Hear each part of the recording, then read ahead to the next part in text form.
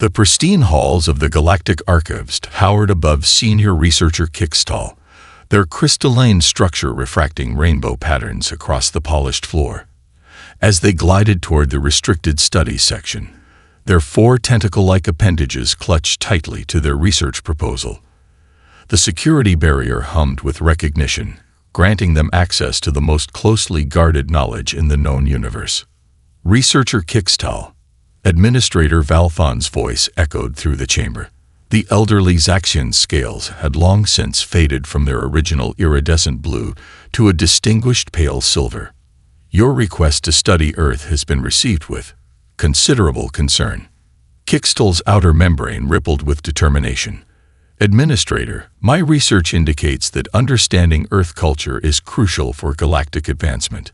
The correlation between Earth exposure and societal disruption cannot be coincidental. Valfon activated a holographic display, showing hundreds of case files floating in the air between them. Perhaps these will dissuade you. Observer Mikrin returned, promoting the concept of weekend breaks. Observer Zeti began organizing party gatherings among our youth. Observer Duxtal attempted to introduce competitive sports into our educational system. Each file opened to reveal images of Zaxians engaging in increasingly unpredictable behaviors. Kickstall's upper appendages twitched with scientific curiosity rather than the expected horror. Precisely why this research is essential, Kickstall countered. Each observer's transformation followed a distinct pattern. If we can understand the underlying mechanism of human influence, we can better protect our society. Valfon's membrane darkened with concern. Your predecessor, researcher Jeftal, went native, as humans would say. Their last transmission was a TikTok dance challenge before they disappeared into something called college life. Kickstall's lower appendages shifted in what they hoped appeared to be appropriate academic distress rather than barely contained excitement. My psychological profile shows the highest resistance to emotional influence in the past 3 centuries. I've developed a specialized observation protocol. That's what Jeftal said. Valfon interrupted, bringing up another hologram. Before they started something called a flash mob in the central knowledge repository. Kickstall adjusted their posture to project maximum scientific authority. Administrator, consider this. Every species that has studied Earth has advanced technologically and culturally at an accelerated rate afterward. Even those we had to quarantine showed remarkable innovations during their adjustment period. Valfon's scales rippled in resignation. You've already prepared countermeasures for standard human behavioral patterns. Affirmative. Kickstall activated their own holographic display. I've studied every available record. I understand their educational structures, social hierarchies, and common interaction protocols. I've even developed resistance to their primary weapon. Their facial muscle configuration called smiling. Previous observers reported it has some form of psychological effect that bypasses normal mental defenses. Valfon's membrane pulsed with amusement despite their apparent concern. Very well. But you will follow strict protocols. Daily reports. Quantum encrypted communications only. And absolutely no participation in human social media platforms. Kickstall's outer membrane maintained perfect professional composure, although their inner membrane quivered with triumph. Of course, Administrator. Pure observation only. I have no intention of engaging in human recreational activities or social bonding rituals.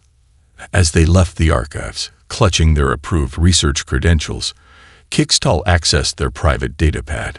The screen displayed their true research proposal, Understanding Human Resilience, why every species that studies Earth returns more adaptable, creative, and emotionally intelligent.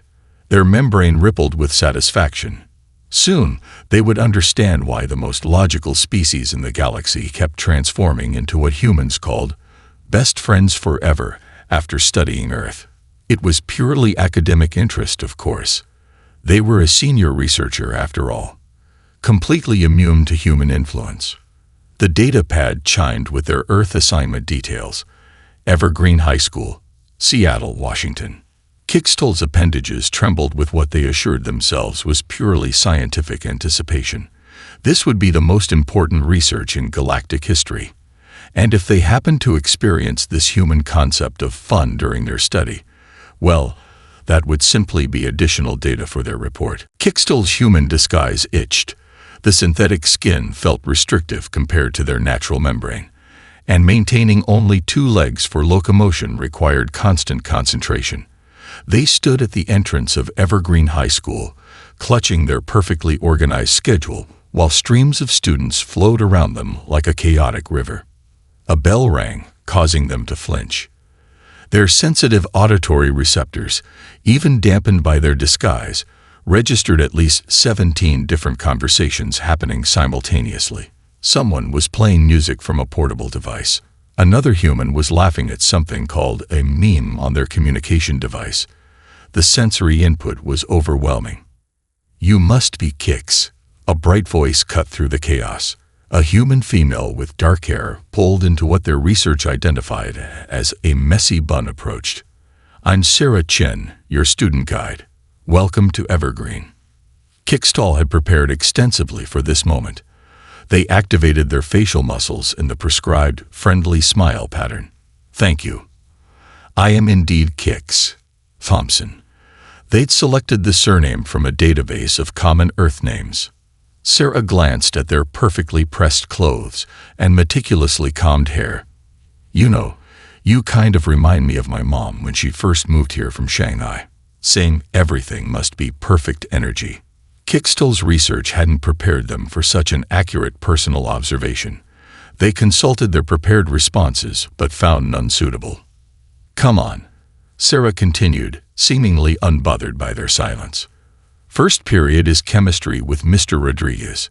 Fair warning, he loves bad science puns." As they navigated the hallways, Kickstall observed Sarah simultaneously texting on her phone, avoiding collision with rushing students, and explaining the school's social dynamics. Their species prided themselves on superior mental processing, yet this display of multitasking was remarkable. The chemistry lab proved even more chaotic. Students were setting up experiments while discussing weekend plans, sharing snacks, and one pair was even attempting to balance pencils on their noses. "How do they maintain focus?" Kickstall whispered to Sarah as Mr. Rodriguez entered, wearing a shirt that proclaimed, "I tell bad chemistry jokes periodically." "Focus." Sarah laughed softly. "Bold of you to assume we do. Watch this." Mr. Rodriguez cleared his throat. "Who can tell me about noble gases?" A student in the back raised their hand while continuing to draw in their notebook. "Yes, Jason. They rarely react with other elements because their outer electron shell is full," Jason answered perfectly, without looking up from his artwork. Kickstall's scientific worldview trembled slightly. Their species required complete concentration for learning. Yet these humans seemed to absorb information while their attention was divided among multiple tasks. The rest of the morning passed in a blur of similar contradictions. In literature, students engaged in passionate debates about symbolic meanings while doodling in margins. In mathematics, someone solved complex equations while quietly humming what Sarah identified as the latest TikTok trend. During lunch period, Kickstall sat with Sarah and her friends, carefully mimicking their casual postures. Their research hadn't mentioned that humans could conduct multiple conversations simultaneously while eating, planning group projects, and sharing social media content. "So, Kix," one of Sarah's friends asked, "what do you do for fun?" Kickstall froze. They'd prepared a detailed background story, but hadn't considered recreational activities. "I study." Instead of the awkward silence they expected, this generated enthusiastic responses. "Perfect. You can join our study group. We meet at Crystal Coffee every Thursday. Fair warning, it usually turns into a meme-sharing session after an hour." Sarah noticed their overwhelmed expression. "Hey, no pressure. Take your time settling in. Though fair warning, resistance to our friendship is futile." Kickstall recognized the reference to human entertainment media, But what caught their attention was the warm sensation in their chest when Sarah said friendship. That evening, composing their first report to the Galactic Education Board, Kickstall struggled to maintain scientific detachment. How could they explain that humans seem to thrive on chaos? That their ability to form social bonds while managing multiple tasks simultaneously suggested a form of intelligence their species hadn't considered? They finally wrote, Day 1 observation. Humans appear to operate in a constant state of controlled chaos. Further research required to understand how this leads to effective learning and social development. They didn't mention the strange way their inner membrane fluttered when Sarah called them a friend. That was probably just a side effect of the disguise system. Probably. The second week at Evergreen High brought new challenges to Kickstall's research. They sat in the school library, surrounded by study materials while updating their observation log. Their tentacles twitched beneath their human disguise as they watched Sarah simultaneously complete calculus homework, text her debate team, and help another student with chemistry equations. Impossible, they muttered, forgetting to maintain their human voice modulation for a moment. The neural pathways required for such task distribution should cause immediate cognitive failure. Did you say something? Sarah looked up from her textbook, her messy bun even messier than usual after a full day of classes and activities. I was merely observing your ability to maintain multiple focus points, Kickstall replied, quickly adjusting their voice back to human parameters. Does it not strain your your mind? Sarah shrugged, highlighting a passage while responding to another text message. You get used to it. Speaking of which, have you thought about joining any clubs? It looks great on college applications. Kickstall had reviewed all 37 school clubs, analyzing their potential impact on their research. I am uncertain how to participate in extracurricular activities while maintaining academic excellence. Watch and learn. Sarah grinned, closing her calculus book. Drama club starts in 10 minutes. Come with me. You can observe my superior multitasking skills in action. Before Kickstall could consult their prepared excuse database, they found themselves being led to the school auditorium. Their research hadn't prepared them for how quickly humans could transition between activities. The drama club was rehearsing something called A Midsummer Night's Dream. Kickstall watched in fascination as Sarah transformed from focused student to theatrical performer, all while helping younger students with their lines and coordinating costume designs on her tablet. How do you switch neural states so efficiently? Kickstall asked during a break, their scientific curiosity overwhelming their cover protocol. Neural what now? Sarah laughed, adjusting her fairy wings. You say the weirdest things sometimes, Kicks. It's not about switching. It's about flow. Like right now, I'm thinking about my chemistry test tomorrow, but I'm also Titania, Queen of the Fairies, and I'm helping Jamie with his monologue. It's all connected. Connected, Kickstall repeated, making notes in their disguised datapad. Their species valued compartmentalization and singular focus. Yet here was evidence that cognitive overlap might enhance rather than inhibit performance. After drama club, Sarah insisted they stop at Crystal Coffee. You can't study constantly, she declared, ordering something called a triple-shot caramel mocha with extra whip. My research indicates that constant study maximizes learning potential, Kickstall objected, then realized their mistake. My parents always say that. All work and no play makes Kicks a dull student, Sarah quoted, pushing a cup of hot chocolate toward them. Besides, sometimes you learn more when you're not trying to learn. Kickstall cautiously sipped the beverage, their taste receptors lighting up with unexpected pleasure. They observed other students around them, noting how they shifted seamlessly between serious academic discussions and casual social interaction. A group at the next table was preparing for a physics presentation while sharing funny videos. Rather than hindering their work, the periodic breaks for laughter seemed to energize their creative process. That night, composing their weekly report, Kickstall struggled to explain their observations. Humans appear to optimize cognitive function through deliberate neural chaos.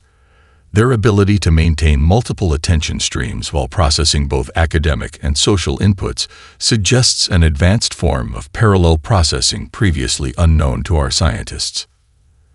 They paused, then added, personal observation. Participated in drama club rehearsal and social beverage consumption, purely for research purposes. However, the experience provided unexpected insights into human learning methodologies. Looking at their schedule for the next day, Kickstall realized they had unconsciously begun adopting human organizational patterns. Their perfectly structured timeline now included hangout time and coffee breaks. It was concerning how natural these changes felt. Even more concerning was the realization that they were looking forward to drama club again. For research purposes, of course. Their datapad chimed with a message from Sarah. Don't forget, robotics club tomorrow. No excuses. Kickstall's inner membrane fluttered again. Purely a physiological response to their disguise system. Obviously. They added robotics club to their schedule anyway. The third week of observations brought Kickstall face to face with one of Earth's most perplexing phenomena. Midterm exams. They sat in crystal coffee, watching in fascination as Sarah and her study group defied multiple laws of biology and physics. This is your fourth caffeinated beverage in 3 hours, Kickstall noted, documenting the observation in their disguised datapad. According to medical research, you should be experiencing severe nervous system disruption. Sarah looked up from her history textbook, dark circles under her eyes somehow not affecting her efficiency.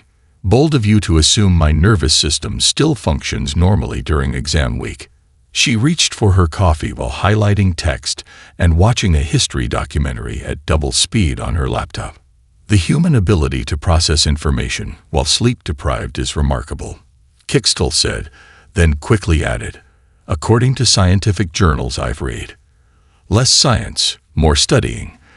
Jamie from Drama Club interjected, surrounded by empty energy drink cans. Who needs sleep when you have caffeine and the power of friendship? Kickstall's research had never suggested that friendship could counteract biological necessities, yet the evidence was compelling. The study groups supported each other through complex calculus problems, shared mnemonics for biology terms, and somehow maintained high spirits despite clear exhaustion. Your cognitive functions should be severely impaired, Kickstall muttered, forgetting to maintain their human speech patterns again. How are you still solving differential equations?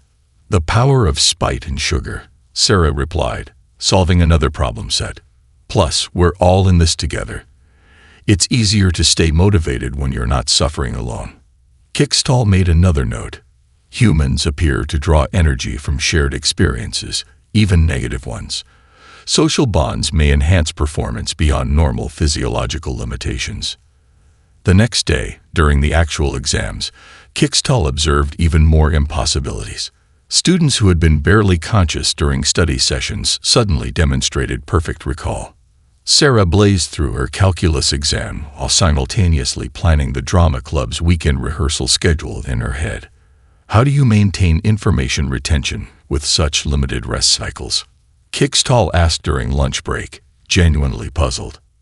Bold of you to assume we retain anything after exam week, Sarah laughed, then proceeded to perfectly recite the entire periodic table while texting her mom about dinner plans. Most of it's probably temporary, but that's future Sarah's problem. Present Sarah needs pizza. The concept of compartmentalizing temporal versions of oneself was yet another contradiction that Kickstall struggled to document. Their species believed in continuous, linear progression. This human ability to segment their existence into discrete time units, each with different priorities and energy levels, was fascinating. After the last exam, Sarah insisted the entire study group celebrate at the local ice cream parlor. Kickstall watched in amazement as the previously exhausted students suddenly displayed renewed energy. The sugar crash is going to hit hard, Jamie announced cheerfully, ordering a triple scoop sundae. But that's a problem for tomorrow's Jamie. Your species, humans, are remarkably adaptable, Kickstall observed, cautiously trying their first ice cream. Their taste receptors immediately went into sensory overload. "We're like those inflatable punching bags," Sarah explained, stealing a spoonful of Kickstall's ice cream. "You know, the ones that bounce back up no matter how many times you knock them down. Also, you have excellent taste in ice cream flavors." That evening, Kickstall spent 3 hours composing their report to the Galactic Education Board. Humans display unprecedented biological adaptation to stress factors. Their ability to maintain cognitive function despite sleep deprivation, excessive stimulant consumption, and high-pressure situations suggests either an advanced evolutionary adaptation or an as-yet unexplained energy source possibly related to social bonding. They hesitated, then added, "personal observation." Participated in group study sessions and post-exam celebration ritual. The experience provided valuable insight into human resilience mechanisms.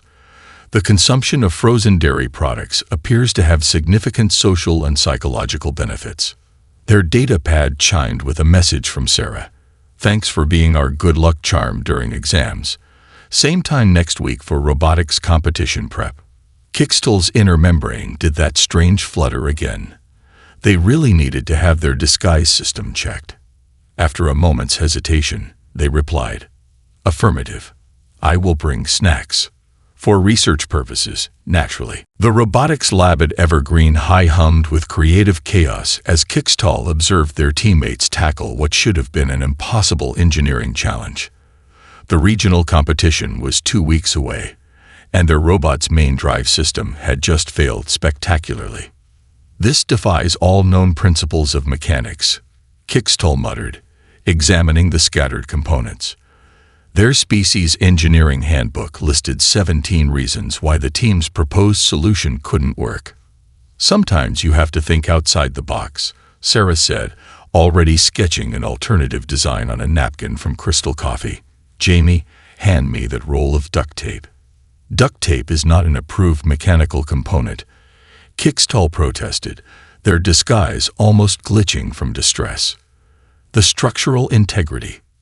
Duct tape is humanity's greatest invention," Jamie declared, tossing the roll to Sarah. "NASA uses it. If it's good enough for space, it's good enough for our robot." Kickstall watched in horror and fascination as Sarah and the team began implementing their unorthodox solution. Their data pad quietly recorded everything for further analysis as humans repeatedly ignored fundamental engineering principles and somehow succeeded. "The power distribution should cause immediate system failure," Kickstall noted, then blinked as the robot smoothly executed a test maneuver. "This is impossible." "Impossible is just another word for hasn't been done yet." Sarah grinned, high-fiving Jamie as their creation performed a perfect rotation. "Sometimes you have to trust your instincts over textbooks." Later that week, during a practice competition, Kickstall witnessed even more impossibilities. The team adapted their strategy on the fly, making split-second decisions that no simulation could have predicted. Their robot, held together partly by duct tape and what Sarah called sheer determination, outperformed technically superior machines. "Your approach violates multiple engineering protocols," Kickstall said during a break, still processing what they'd witnessed. "That's our secret weapon," Jamie winked. "While other teams follow the rulebook, we innovate. Sometimes the best solutions aren't in any manual." The concept challenged everything Kickstall had learned about technological advancement. Their species believed in strict adherence to established principles, yet here were humans achieving success through methods that shouldn't work.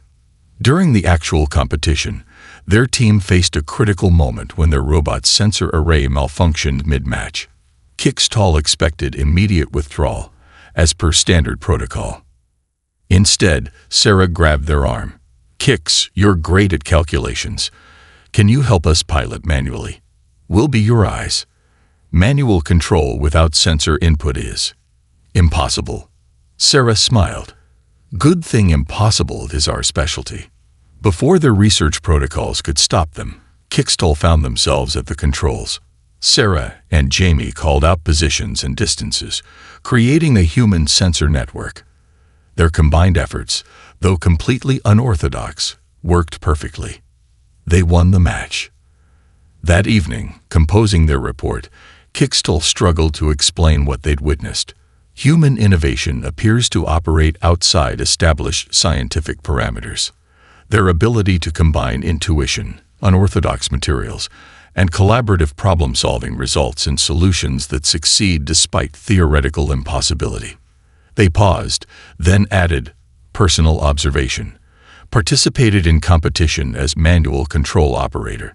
The experience demonstrated that human impossible solutions often succeed through a combination of creative thinking and team cooperation.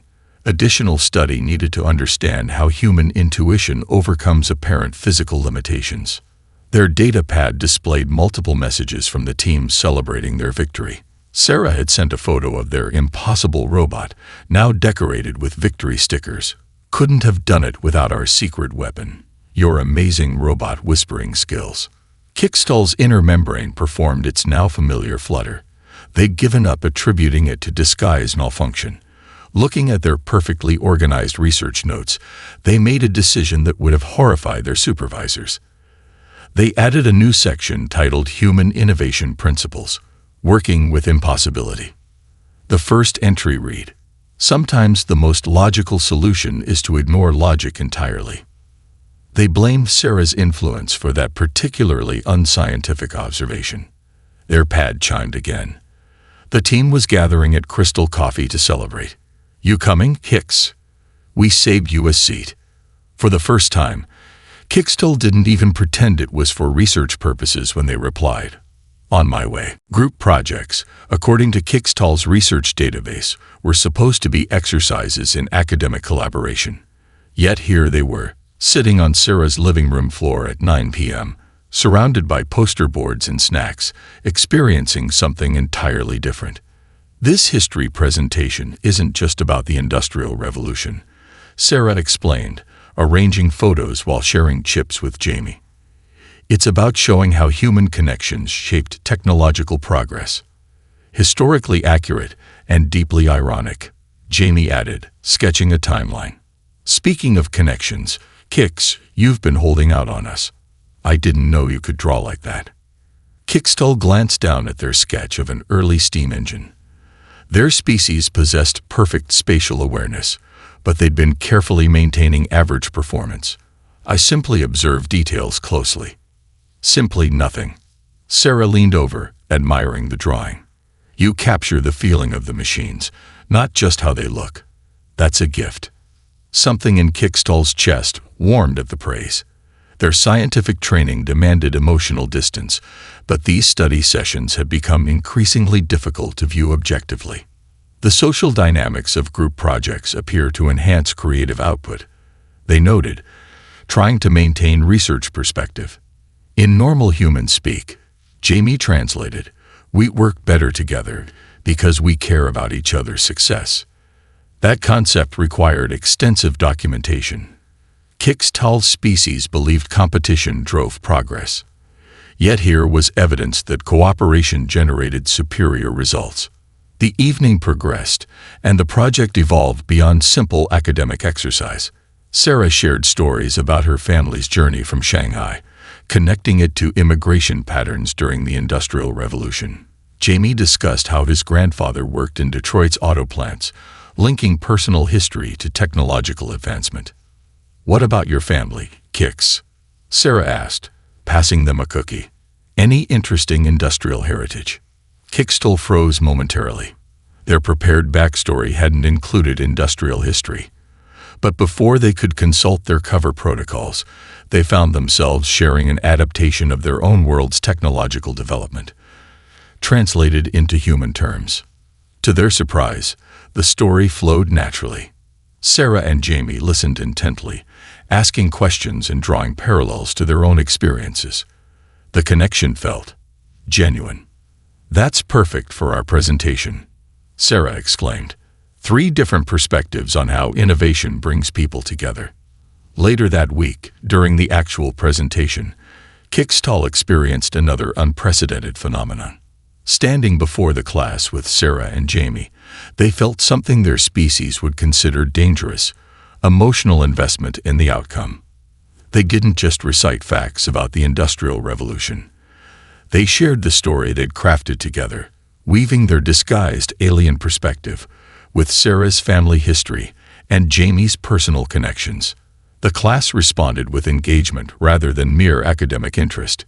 Questions flowed naturally, creating a dialogue rather than a simple information transfer.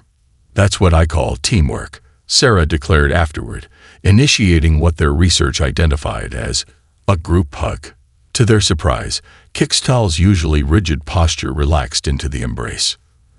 That evening, their report to the Galactic Education Board proved challenging to compose. Human collaborative learning extends beyond simple knowledge sharing.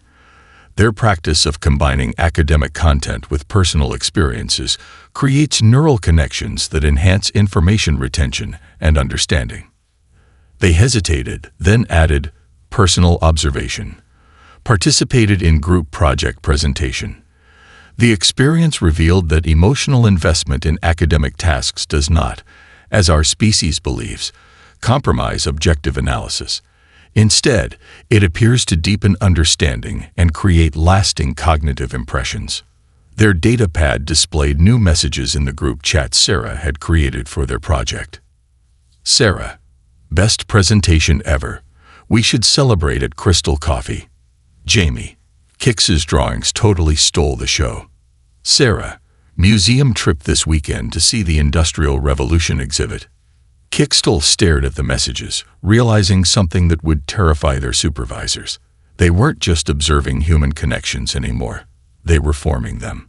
Their inner membranes' flutter had become a familiar comfort rather than a concern. The lines between research and genuine interaction were blurring. They typed a response. "Museum visit sounds optimal. I will bring snacks." Then, surprising themselves, they added their first emoji. There was no turning back now. The Galactic Education Board would definitely need to update their warning protocols about human emotional contagion. The notification light on Kickstall's datapad had been blinking for 3 days. 3 missed report deadlines, the longest they had ever gone without updating the Galactic Education Board in their entire research career. Yet here they sat in the robotics lab after hours, helping Sarah and Jamie prepare for the state championships instead of composing their overdue analysis. "Hand me the fillet's head," Sarah called from under their robot, which they'd named Impossible Dream. "I think I found a way to boost our speed by 15%. That modification exceeds safety parameters," Kickstall noted, even as they passed the screwdriver. They realized they were smiling. Not the carefully practiced expression from their initial arrival, but a genuine one. "Safety parameters are more like safety suggestions." Jamie grinned. "Typing code modifications. Besides, Kix, remember what you said last week about quantum uncertainty principles?" Kickstall froze. Last week, caught up in the excitement of problem solving, they had explained a complex theoretical concept that definitely wasn't in any Earth physics textbook. "I was merely hypothesizing." "Well, your hypothesis helped us redesign the entire drive system." Sarah emerged, grease smudged on her cheek. "You really should consider studying theoretical physics in college." College. The word hit Kickstall like a gravitational anomaly. They had begun receiving college brochures, playing along to maintain their cover. But somewhere between the robotics competitions and late-night study sessions, they had started actually reading them. Their datapad blinked again. Priority message from Administrator Valthon. Immediate status update required. Concerning reports of irregular behavior. Earth to Kix. Sarah waved a hand in front of their face. "You zoned out there. Everything okay?" Affirmative, they replied automatically, then caught themselves. "I mean, yes. Just thinking about future possibilities." Speaking of possibilities, Jamie rolled over in his chair. "We're entering Impossible Dream in the State Engineering Fair too. With your quantum whatever theory, we could revolutionize high school robotics." The enthusiasm in their friends' voices created that now familiar warmth in Kickstall's chest. Their species valued emotional control above all else, yet here they were, experiencing joy, excitement, and something deeper, belonging. Later that evening, alone in their temporary Earth dwelling, Kickstall finally activated their datapad. Instead of their usual detailed scientific analysis, they wrote, "Status report. Earth education systems operate on principles our species has fundamentally misunderstood. Their apparent chaos masks a deeper order, one based not on rigid control but on adaptation, creativity, and connection." They paused, then continued, "Personal observation. Traditional research protocols are proving inadequate for documenting human educational and social development. Request permission to extend study period and implement more immersive observation techniques." The response from Administrator Valthon was immediate. "Request denied. Multiple observers report you displaying concerning behaviors, emotional expression, unauthorized knowledge sharing, social bonding. Immediate extraction recommended." Kickstall's inner membrane rippled with an unfamiliar emotion. Defiance. They looked at their room, once clinically organized, now decorated with robot competition trophies, Sarah's sketches, and photos from their museum trips. Their pad chimed with a new message, this time from Sarah. "Emergency ice cream meeting at Crystal Coffee. Just bombed my English essay. Need friend support." 10 weeks ago, Kickstall would have documented this as an example of human stress response behaviors. Now, without hesitation, they grabbed their jacket, a birthday gift from Jamie with physics jokes on it. They typed a quick response to Administrator Valthon. "Additional observation time essential for complete understanding of human educational dynamics. Will submit comprehensive report after state championships." Then they muted official communications and texted Sarah, "On my way. Bringing extra spoons and quantum mechanics jokes." As they walked to Crystal Coffee, Kickstall realized their research had evolved into something their species had never considered possible: genuine participation in human connection. The most fascinating discovery wasn't how humans learned or adapted. It was how they could teach others, even beings from across the galaxy, to open themselves to new possibilities. Their datapad blinked one final warning from the Galactic Education Board. Kickstall smiled, their inner membrane fluttering with what they now recognized as happiness. Some research findings were worth breaking protocol for. The Galactic Archive's crystalline halls felt strangely confining after 6 months on Earth. Administrator Valthon's scales shifted through various shades of concern as they reviewed Kickstall's final report, displayed in hovering holographic text. "This is unprecedented," Valthon finally spoke. "You recommend reclassifying Earth studies from restricted to essential cultural exchange." "The data supports my conclusion," Kickstall replied, their perfect posture now mixed with what Sarah called casual confidence. "Our species has fundamentally misunderstood the purpose of Earth's educational system." They activated their own holographic display, showing scenes from their time at Evergreen High. The robotics team celebrating their state championship, study groups supporting each other through finals, drama club performances, and countless moments at Crystal Coffee. "We believed Earth studies were restricted because human behavior was dangerously chaotic," Kickstall continued. "The truth is more complex. Their educational system isn't designed just to transfer information. It's designed to develop adaptability, creativity, and emotional intelligence. You participated in these activities far beyond observation protocols," Valthon noted, displaying evidence of Kickstall's violations, robotics competitions, group projects, social gatherings.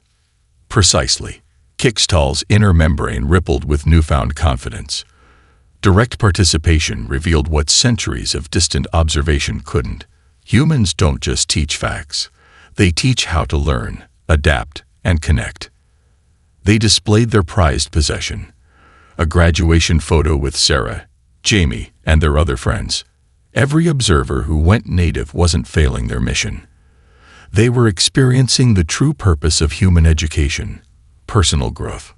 Valfon's scales shifted to a thoughtful blue. Your final recommendation is rather radical. Kickstall projected their proposal, Project Bridge, a cultural exchange program between Earth and Zaxian educational institutions. The risk, Valfon began, is exactly what we need. Kickstall finished. Our species values control, order, and singular focus. Humans have mastered controlled chaos, emotional intelligence, and parallel processing. Together, we could advance both societies. They displayed their acceptance letter to MIT's physics program, carefully secured with Sarah's help. I've already established the groundwork. Sarah and Jamie will attend university near MIT. We'll create the first official Earth-Zaxian student exchange program. You intend to maintain these human connections? Valfon asked, their tone mixing concern with curiosity. They're called friendships, Kickstall corrected gently, showing messages from their group chat. Sarah, can't wait for movie night next week. Jamie, first one to solve quantum entanglement buys coffee. Sarah, bold of you to assume we'll survive freshman physics. The board will need significant convincing, Valfon warned. Then let them review my complete data, Kickstall offered. Every concerning behavior previous observers displayed. Creativity, emotional expression, adaptability. These aren't flaws. They're features of an advanced educational philosophy we've been too rigid to understand. Their data pad chimed. Sarah had sent a photo of their old robot, Impossible Dream, now inspiring a new generation of Evergreen High students. The caption read, "Your legacy lives on. Future scientists in the making." Most importantly, Kickstall added softly, humans taught me something our species had forgotten. Learning isn't just about acquiring knowledge. It's about growing, connecting, and discovering new possibilities within ourselves. Valfon was quiet for a long moment, their scales cycling through thoughtful colors. Finally, they asked, "And if the board rejects your proposal?" Kickstall's membrane rippled with what they now recognize as determination, a very human trait they'd grown to value. "Then I'll continue my research at MIT. Sometimes the most important discoveries require breaking old protocols." They checked their Earth watch, a graduation gift from their friends. "Now, if you'll excuse me, I have a video call scheduled. Sarah's helping me prepare for freshman orientation." As they left the archives, their data pad displayed one final message from the group chat. "Sarah, remember what we learned in drama club. Impossible is just the beginning of a great story." Kickstall smiled, their inner membrane fluttering with joy. Their species had sought to understand why Earth studies changed their observers. The answer was simple. Earth didn't just teach subjects, it taught possibility. And that was worth any number of broken protocols. After all, as their humans would say, some rules were made to be thoughtfully reconsidered and occasionally broken. All in the name of science, of course.